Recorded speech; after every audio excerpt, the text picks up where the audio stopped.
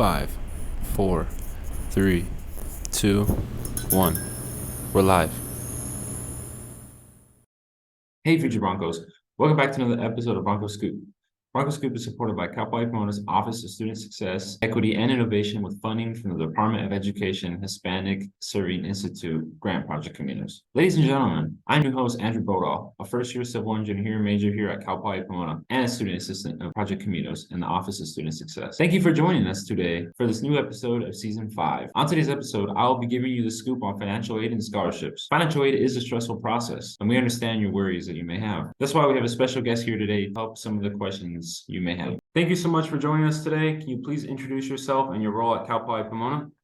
Hey, what's up, Andrew? My name is David Jimenez. I'm a financial aid counselor for the Office of Financial Aid and Scholarship. To start the episode off today, can you explain the types of financial aid available to the students at Cal Poly Pomona? So basically, on our website, there's different types of financial aid. Most of our students are undergrad students, so we'll just go over the undergraduate students. You just go to our website, and then under undergrad, where it's here highlighted in red, and then you pick either like current students, for instance, and then you go to aid awards.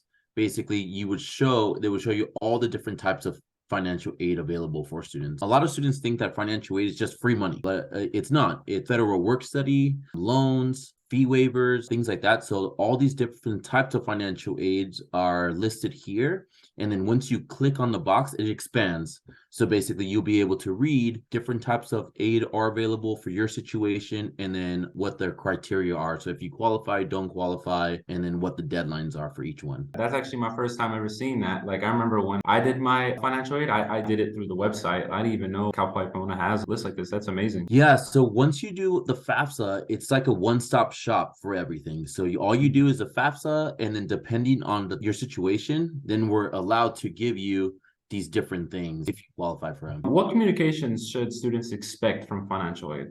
So we send out communications all through the year. So it's very, very, very important that you stay connected. So basically, you monitor your to-do list. You pay attention to your school email. So because of security purposes, Andrew, we do not send any communication to your Yahoo account, your Gmail account, Hotmail, once you start school. The reason is important information on there, so we send it just to your CPP email. We'll send you an email whenever your financial aid changes. If you have items on your to-do list, we will send you an email. So basically, like after you submit your FAFSA, like during right now, we're actually collecting documents right now for the next academic year, starting in the fall, August 24th. And right now, we are sending out communication to students basically saying, hey, you have items on your to-do list to prepare you for that aid for fall. So basically what you need to do is just monitor your to-do list, and we will send you an email regarding that. We also send emails like at the end of every term. So we do something called satisfactory academic progress to make sure that you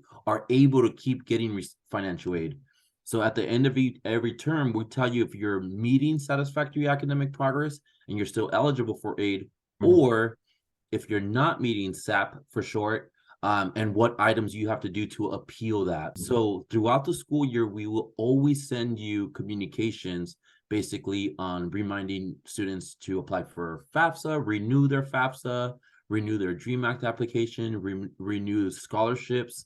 So throughout the school year, we basically are shooting out communications to students to stay connected. Yeah, most definitely. And I'm glad that you emphasized, especially the email part. But I think financial aid was definitely rough for me. I had no idea that all communication was going through your Cal Poly email. At first, I thought it was personal. So there was a time period I was getting no communication. And I think a lot of the students get confused on that. And it's very important to emphasize that. Once I figured out that I had to get all my communication through the email and I started lining up everything, I actually didn't even know that you had to accept the financial aid. So that's another thing that is very, very important. Yeah, exactly. Emails actually are really user-friendly where they have hyperlinks. So basically, it'll say on there like, hey, you need to go to your forms portal, and then that would be a clickable item. And you click on it and it takes you right there. It's true. I got the email, I think it was like a week before the deadline was to accept the awards. And it was like, oh, you haven't accepted the awards yet. And I was like, what? And then I clicked on it. And luckily, I was able to get my financial aid for this academic year. Thankfully. Yeah, we'll send you reminders. We send students reminders. And yeah, it's just very important. And, you bring up a good thing. When you're a high school senior, most students put their school email. So it would be like at lausd.edu or something, Yes. but a lot of students don't know that those emails expire, especially if you're Yeah, like in high school, and they you do. won't have access to that anymore. So basically, that's why we just transition you right to Cal Poly email and then Mhm. just leave it like that. The high school emails actually expire way before that. I remember mine was already done like a couple weeks before my last day of school. It was Yeah, crazy. yeah, they boot you off. Yeah, really fast. What are some common mistakes that students make when applying for financial aid? All right. So basically, these are the most frequent errors that we get when they do financial aid. So when they're filling out the application, they do it for the wrong year. Mhm. So right now, we are currently in spring 2023. So if you are a financial aid recipient, you are doing the 2022 to 2023 application. Summer is part of that same year. For next fall, we would be going off the 23-24 application, which would be fall, spring, and summer. So a lot of students, especially transfer students, when you're a transfer student, you kind of get mixed up, because you're coming in right in the middle of the year, and they will call us and say, "Hey, David, I haven't got an award package yet." And then when I look at the stuff, it's because they haven't done the correct year. So they Mhm. have an aid application on there, but basically they did the wrong one. Very important with this too is that the deadline, that you meet the deadline of March 2nd every year. So a lot of students think that they just do it once and they don't have to renew it every single year, or they basically just get caught up in school, with all the pressures of school. They just, forget about the March 2nd deadline. So you're always trying to do everything before the next upcoming year. You're Mhm. kind of being like proactive with Yeah. scholarships. You're being proactive with your FAFSA, basically. So you're getting this out of the way now for next year. Another thing that is a common error is that they're using a name that is not matching our school record. Let's say your name is Jonathan, and Mhm. then on the aid application, you put John because that's your preferred name. If that happens, it's not matching our school records. Or if you have two last names, a lot of students have like Mendoza Luna Mhm. as two last names. So basically, if you're not using your name exactly, it's not going to connect with our school. The last thing is a legal name. So basically, they're using something like we mentioned before, like Jonathan to John, things like that. Basically, because you're using a preferred name and not your legal name, it will get rejected from the Department of Education saying that that name doesn't match their record. So these are common mistakes that we get a lot, and it's not hard to correct. We'll help you correct them, except for missing the deadline. You missed the deadline, there's nothing we can do to help you out with that.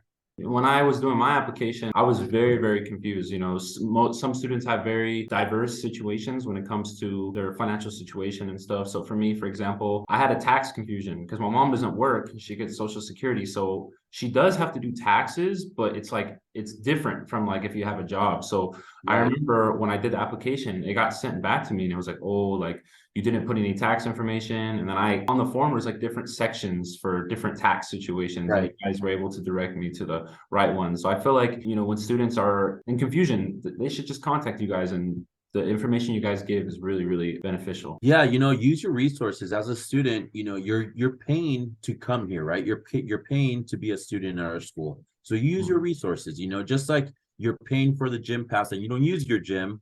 It's something like that, right? Well, financial aid is way more important than the gym. So basically, use your resources. We offer workshops for FAFSA and Dream Act applications throughout the from October 1st to March 2nd.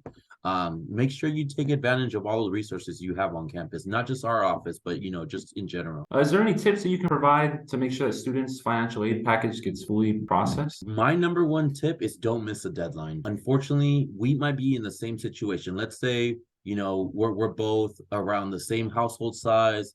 Our parents make about the same amount of money. Everything could be the same. And if you miss a deadline and I didn't, I could possibly get more aid than you. So Mm. basically, we do have deadlines throughout the academic year. So it's very, very important that you're pay attention to, going back to staying connected with your emails, asking us questions. Swing by. We are open now, Monday through Friday from 8 to 5. So swing by Mhm. our office. Some students just come in and they just say, "Hey, I just want to make sure everything's cool for next year." And it takes us 2-3 minutes just to make sure. And sometimes we catch things and we'll say, "Hey, you know what? You actually have documents that are pending." And they complete them right there and then. It is money at the end of the day, and a lot of students won't be able to come to school without the assistance of financial aid. So right now we are in the cycle of document requests from March to May. Our document deadline is May 5th. So on May 5th, basically that is your priority deadline. So there is certain type of aid that we have a small budget for. So we're going to get those students that money first. Now, if we have extra, then we'll start going past the deadline point. Satisfactory academic progress. So we talked about that. We're going to notify students in June after your grades post in May for spring. A lot of students don't know this either, but in June, once we do receive your grades from your instructors and the registrations office, then we actually award you for the upcoming year. Right now, we are awarding students that are first-time freshmen, right? Because they don't have any grades to post, at our university. But once you are a student, you won't get notified until June after your grades post. So check your campus email regularly and pay attention to document deadlines and to-do list items. Yeah, that's an amazing tip. And to piggyback on that, I feel like communication works right well with it. Like for me, I actually did the whole process on my own. I feel like everything's self-explanatory. There's plenty of how to do videos and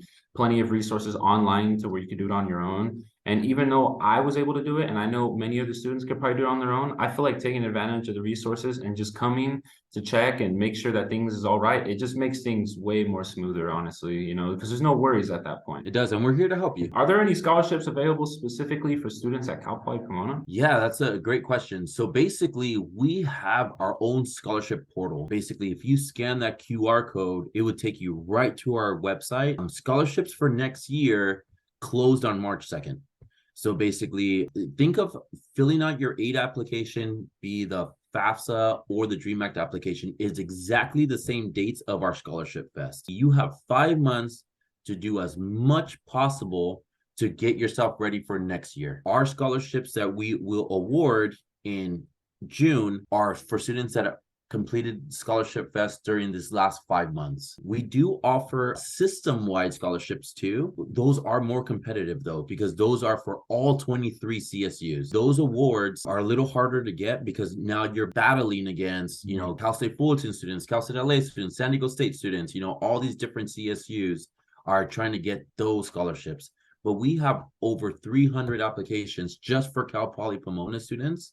And if you're at a different CSU, you can access those. Andrew, it's a pretty sad sometimes when I'm part of the scholarship committee and students don't even apply for some. So basically, they're out there. They're pretty easy. You just need to take the time, especially during like winter break. A lot of students don't take advantage of the winter session. You have a whole month basically to apply for scholarships during that time. Yeah, and I remember in high school, my counselor was getting on me on that. Like, no one applies for scholarships, and like I didn't know. And then I remember in high school I applied for like just a couple. I actually got all of them, surprisingly, and I was like really surprised. And then when everyone's telling me about same deal with college is that most students, they either get like discouraged or whatever the case is, depending on the student. But I feel like you should just try no matter what. And that's what I did over the winter break. Just like you said, I had a lot of free time most of the time. And some people do stuff over winter break. And then there's like a little section where you don't really do anything. And I feel like, Right. You could just sit there. I was there for a couple of hours and I was able to get through at least 10 to 20. And who knows how many I might get. Yeah, totally. Yeah, best of luck to you. Thank you. And you already answered the question, where do students apply for scholarships? But is there any specific criteria for them? Yeah, so I have this short video that we're gonna watch. It's about a minute or so. I'm gonna pop it open and then we can watch this video really quick. And Awesome. It's basically how the portal works. Let's be honest, applying for scholarships has never been easy. It's intimidating, time-consuming, and downright hard. Thankfully, the Broncos Scholarship Portal makes the process so much easier. The BSP is your one-stop shop for applying to Cal Poly Pomona scholarships. After logging in with your CPP credentials and completing the general scholarship application, you'll instantly gain access to several recommended opportunities. Make sure to check out the other opportunities listed under ours as well, which may require additional materials like a letter of recommendation or a short essay. Everything you need is here in one place at the Broncos Scholarship Portal. So what's really cool about this Broncos Scholarship Portal is something that I didn't have when I was a student. So basically before, you used to read a scholarship, be like, maybe, and then read another whole scholarship, do that over and over again. The way the Broncos Scholarship Portal is set up now is that you fill out a general application. which is pretty awesome. It asks you, Andrew, like, what's your GPA? What's your major? Are you a first year or first generation college student? What's your grade level? Are you a junior? Are you a senior? Are you a freshman? So basically, depending on what you put on there, it filters the ones that you shouldn't qualify for, and it filters the ones that you should qualify for. So be as honest as possible with the system, because the system is going to put you to the best case scenario. So depending on your major, so let's say I was a communications major, I'm a junior, my GPA is a 3.2, I'm a first generation. So it filter all the things that I put, and then like that, you're not wasting your time doing other scholarships for engineering students or students that maybe have a higher GPA or things like that. So you're really not wasting your time, and you're concentrating on the ones you do have to do. And some of those are pretty cool because they ask you the same questions. So basically, you're doing one scholarship and then kind of copying and pasting for the other scholarships, because some of them are pretty general stuff, like what's your career goals? What kind of volunteer work have you done, right? There's only one way to answer, right? It's the same thing on all the scholarships, right? So basically on things like that, you basically are copying and pasting, like you said, and doing about 10 to 15 scholarships in no time, because it filtered the ones that you shouldn't waste your time on. And then the ones that do require maybe a short essay or a letter of recommendation, things like that, you already have done your homework on that stuff. Yeah, of course. I didn't even know though that the portal purposely takes the general statement and it generates all the scholarships for you. I thought that statement and all the requirements to apply was just like for them to know about you, but that even makes it even better and faster and a smoother transition, knowing that all those scholarships that you can apply for that show to you are within your regimen, like what you can apply for. Right, totally. When you do your general scholarship, you automatically get submitted to some of those general scholarships. So we're submitting your application to general scholarships that don't require any more supplemental things, like the letter of recommendation or essay questions. Just by doing the general application, you already submitted some scholarships that you don't even know of. Hopefully it gives you more opportunities. What are some resources available to help students find and apply for scholarships? Everything's on our website. So once you go to our website, if you scan this QR code, it will take you to our scholarships.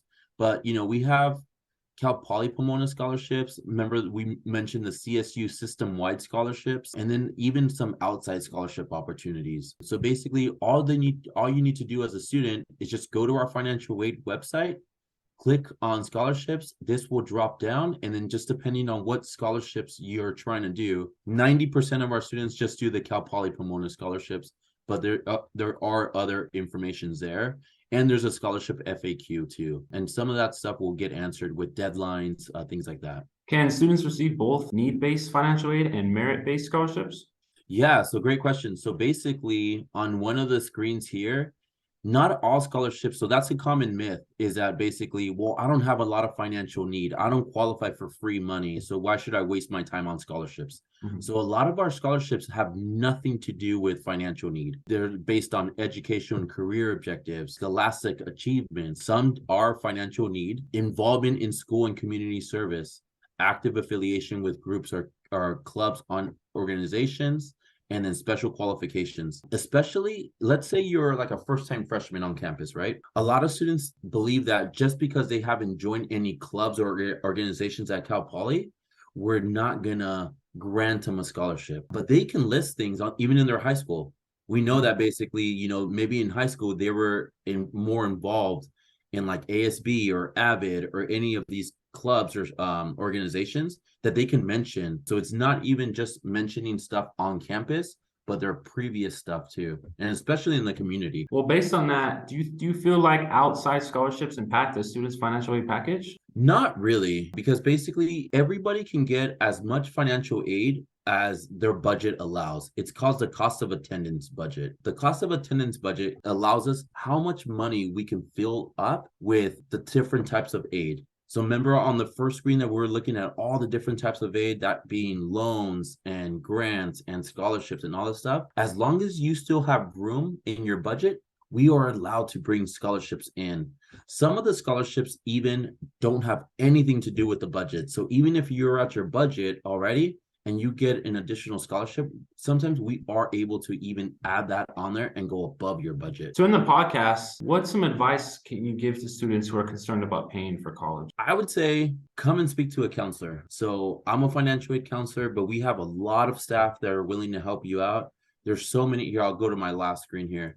There's so many ways to connect with us. We are on campus. There's a Billy chatbot that basically pops up as soon as you enter our financial aid webpage, basically, and it asks you, do you need help with anything? You can put on there, when is FAFSA due? And it'll give you the date. You'll say, when's the document deadline? It would give you the date. And if the chatbot can't figure out what your answer is, if you're on one of these hours, there's a live representative there ready to help you out. Also, you can make a one-on-one appointment with a financial aid counselor, or you can just visit us during drop-in hours. So there's a lot of opportunities to come and basically speak to someone. Certain situations where we can make an adjustment in your financial aid that students don't even know about, and basically you can possibly even qualify for more aid. So just by having a conversation with someone, I could think of maybe one or two situations where basically I'm like, hey, you didn't take advantage of this. And then I can possibly even grant you more awards or make an adjustment in case something, a special circumstance happened in your life.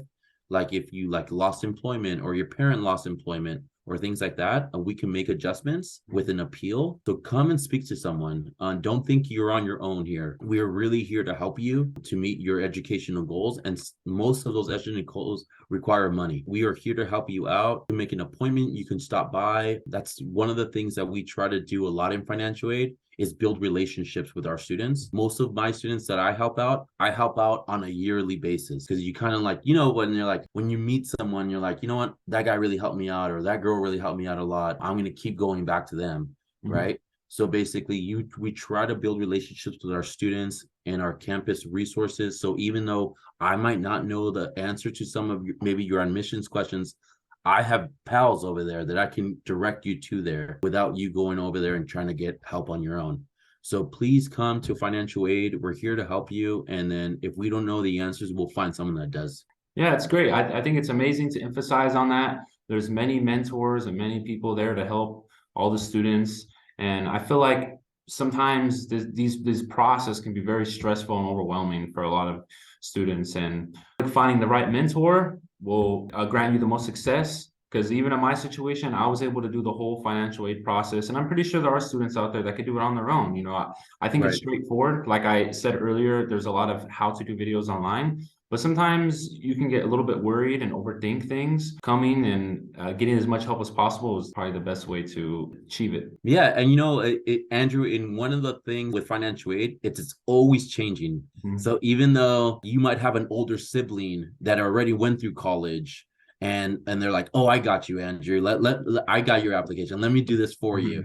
There's so many updates every single year that it's a blessing that you have someone that's looking out for you, like an older sibling or an uncle or an aunt or a parent even. But come to financial aid and make sure that you guys are doing it right, because one little mistake can make a big difference, and we wouldn't want that. Yeah, and remember, we were all college students at one point, right? So we know exactly where you're at. We know about the pressures that taking classes and all that stuff. We're here to help you out.